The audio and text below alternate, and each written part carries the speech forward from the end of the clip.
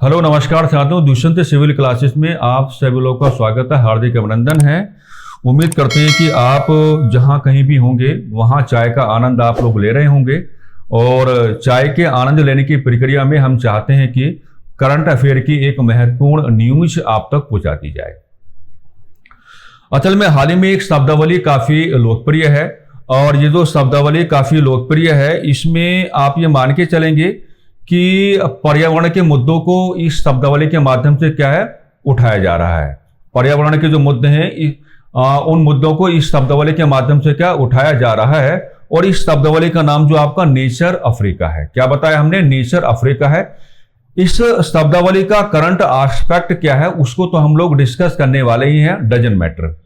लेकिन उससे पहले थोड़ा सा हम आपको प्लेटो को आपके सामने रखना चाहेंगे और आपको यह बताना चाहेंगे कि जब प्लेटो ने अपने आदर्शवादी राज्य का प्रस्तुतिकरण लोगों के समक्ष किया तो प्लेटो ने अपने आदर्शवादी राज्य के प्रस्तुतिकरण के दौरान जनसंख्या का एक ग्राफ आपके सामने रखा। और प्लेटो ने हमको यह समझाने की बात की कि मेरा जो आइडियल स्टेट होगा तो मेरे आइडियल स्टेट में क्या होगा, 5040 ये ग्राफ होगा, किसका? पॉपुलेशन का ग्राफ होगा। यानी कि प्लेटो ये बताना चाह रहे हैं कि आदर्शवादी राज्य के संदर्भ में मेरी जो यूटोपियन अप्रोच रही है, मेरा जो काल्पनिक दृष्टिकोण रहा है, उसमें भी वो ये कहने की कोशिश कर रहे थे कि इस आदर्शवादी राज्य में क्या होगा, मैक्सिमम टू मैक्सिमम कितने लोग हो सकते हैं? 5040 लोग हो सकते हैं।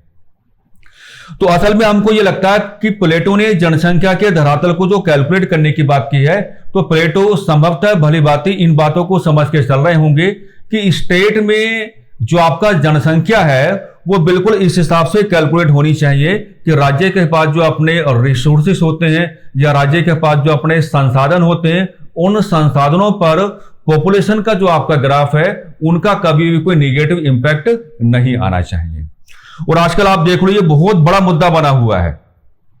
जिस तरीके से पॉपुलेशन का ग्राफ लगातार अपने आप को बढ़ाता चला जा रहा है और पॉपुलेशन का जो आपका बढ़ता हुआ ग्राफ है इससे संसाधनों पर क्या है, दबाव बढ़ रहा है। तो संसाधनों पर जो आपका दबाव बढ़ रहा है, तमाम प्रकार की प्राकृतिक आपदाओं का भी आपको सामना करना पड़ रहा है। वो तमाम प्रकार के जो आपके पर्यावरण संकट के मुद्दे हैं इनका सामना भी क्या है आपको करके चलना पड़ रहा है।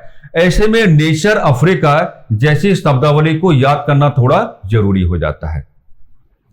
देखिए ये जो आपका नेचर अफ्रीका जैसी शब्दावली है, असल में ये एक प्रकार की पहल है, असल में एक प्रकार का ये क्या है, इनिशिएटिव है। और ये जो पहल है इसका संबंध आप एक अंतरराष्ट्रीय संगठन के साथ जोड़ के चलेंगे जिसका नाम क्या होगा आपका यूरोपियन यूनियन।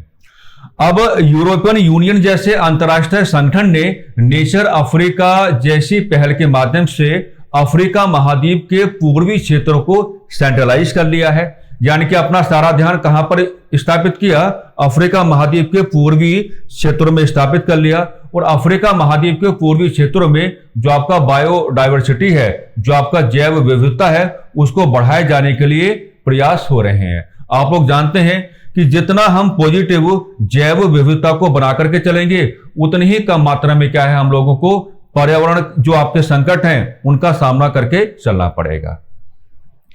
ये शब्दावली हाल ही में चर्चा में एक मुद्दे को लेकर और है कि जो भी आपके नेचर अफ्रीका जैसी पहल जो अंतरराष्ट्रीय संगठन यूरोपियन यूनियन की ओर से आपके सामने आई है, इसके जो भी आपके मेंबर्स कंट्रीज हैं उनमें से तंजानिया को बाहर कर दिया गया है।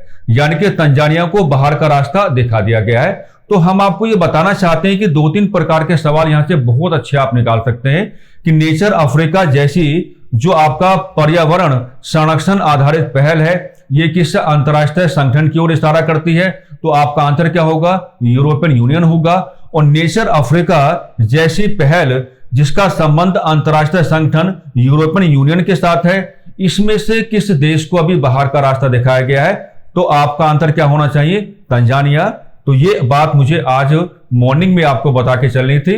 आप अपनी चाय का आनंद भी लेते रहें और करंट अफेयर की इस संक्षिप्त जानकारी के माध्यम से क्या है अपने आप को आगे बढ़ाते रहें। नमस्कार, धन्यवाद। आप सभी को भविष्य के लिए शुभकामनाएं।